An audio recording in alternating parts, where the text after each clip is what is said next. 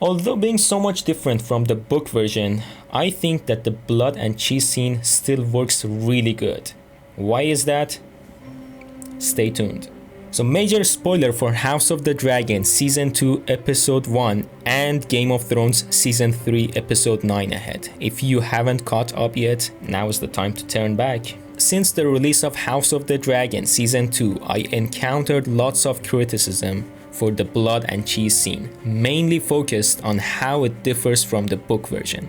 In this video, I'm diving into why these changes are actually brilliant and why the scene still works perfectly. So what exactly are those changes? In the book version, Alicent is mentioned in the scene. There are 3 kids, one being only 2 years old, and the kids are awake and witness the decapitation. And at the end of this video, I also talk about why was the Red Wedding so much more intense compared to Blood and Cheese. So let's break it all down and I'll show you why these changes not only preserve the story but elevate it. So number 1, why is Maelor cut from the story? First off, Maelor is not cut from the show entirely, he's just cut from this specific scene. To deliver such an intense, stressful moment on screen, you need skilled actors to convey the fear and tension. Can a 2-year-old baby do that? No. Can we use CG kids?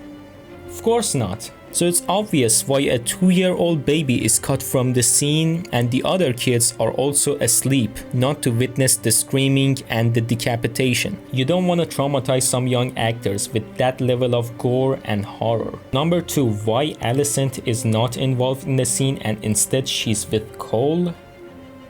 I guess for 2 reasons. If Alicent was with Helena, you'd wonder where was Cole when all of this was happening, because Cole was the sworn protector of Alicent. In the previous season, we saw that some members of the Kingsguard turned away from the Greens, and the remaining forces were either in the throne room with Aegon II or getting busy with Alicent, making a perfect opportunity for Blood and Cheese to do the job. So not only Alicent not being in the scene is changing the story a lot, but also her absence is giving a little bit of sense that why is not Kristen Cole there to guard the kids?